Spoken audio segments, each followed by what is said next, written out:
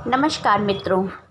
आज वीरवार है और प्रत्येक वीरवार की तरह इस बार भी मेरी 58वीं लघु कहानी है तड़ी पार। इस वीरवार को मैं आपके सामने लेकर के आ रही हूँ अपनी नई कहानी तड़ी पार। तो चलिए पहले सुनते हैं अपनी नई कहानी। ए अर्जुन, तेरे बाप की तबीयत बहुत ख़राब है, तेरी माँ ने तुझे बुलाया है। शहर के नाके पर गुल्ली डंडा खेलते अर्जुन को उसका दोस्त बुला रहा था। अरे तू मेरे बाप को नहीं जानता, वो महीने में 25 दिन बीमार रहता है, तो क्या मैं सारे काम छोड़ दूँ? अगर आज ये दांव इनको नहीं दिया तो साले ये बहुत मारेंगे मुझे। तू चल, मैं भी आया। अर्जुन ने दूर से हाँक लगा दी। अर्जुन पहले ही आज दांव पर दांव हार रहा था। झुंझलाहट पहले ही थी, ऊपर से बापूजान और तबीयत खराब करके आज ही पड़ गए।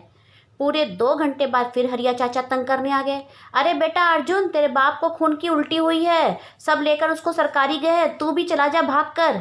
चाचा, बापू को तो डॉक्टर ही ठीक करेंगे, मेरे जाने से वो कौन सा जिंदा हो जाएंगे। बड़ा ही ढीठ लड़का है।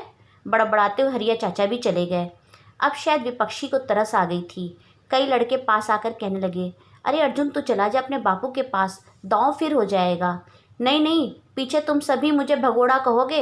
बापू तो आज नहीं कल अस्पताल से आ जाएंगे, पर मैं अपमान बर्दाश्त न कर पाऊंगा। इस बार दौड़ता हुआ अर्जुन का चचेरा भाई आया।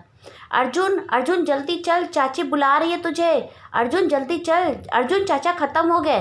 क्या बोला तो जरूर अर्जुन ने, पर जैसे आश्चर्य और गम बिल्कुल नहीं था। चलो भाइयों, अब तो जाना ही पड़ेगा। घर के बाहर कुछ गांव वालों की भीड़ थी। सभी अर्जुन को बाहों में भरकर अपना दुख प्रकट करना चाहते थे, पर अर्जुन खुद दुखी ही कहाँ था। माँ को तो अर्जुन को देखते जैसे जुनून आ गया। अरे क्या मिला तुझे? अरे मेरा भाग्य ही खोटा है, जाने वाला तो चला गया, निपुता छोड़ गया।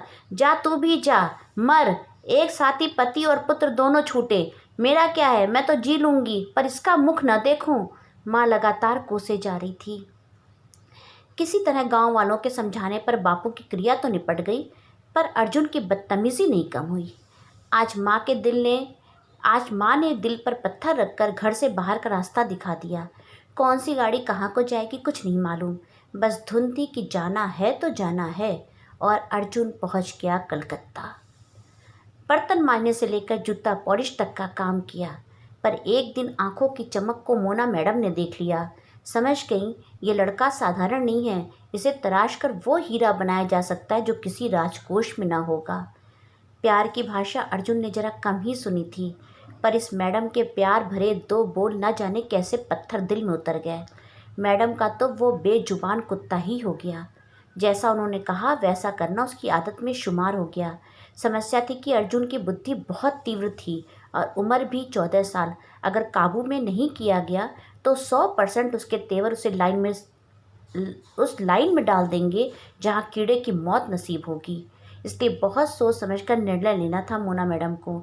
समाज में उनकी काफ़ी पैठ थी, इसलिए एक अच्छी लाइन में डालना मुश्किल तो नहीं था, पर अर्जुन को भी थोड़ा अपने निर्णय में शामिल करना होगा।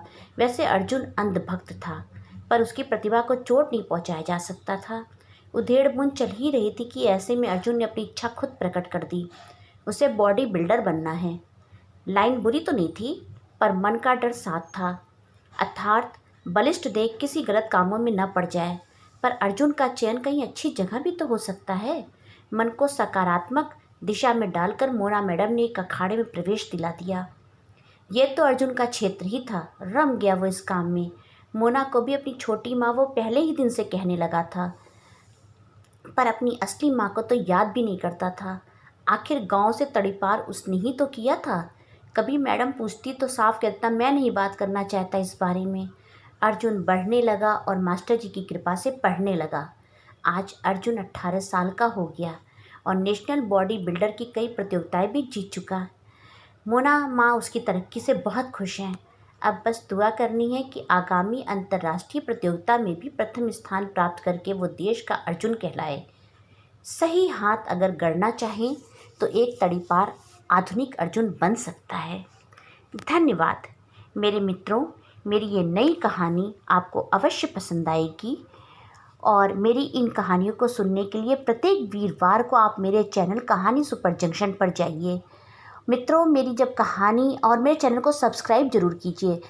मित्रों, जब आप मेरी कहानी सुनते हैं तो नीचे लाल रंग से सब्सक्राइब लिखा हुआ आता है, आप उसे केवल एक बार टच कीजिए, वो ग्रे कलर में हो जाएगा। उसके साथ ही एक बेल बनी होती है, उस बेल को भी दबा दें तो मेरी कहानियाँ सबसे पहले आपके पास पहुँचेंगी।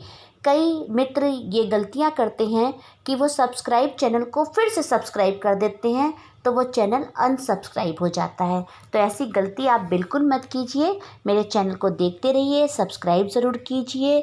लाइक और शेयर तो आप हमेशा ही करते हैं। तो हमेशा की तरह जय हिंद, जय भारत। अगली कहानी में मैं आपसे फिर मिलूँगी।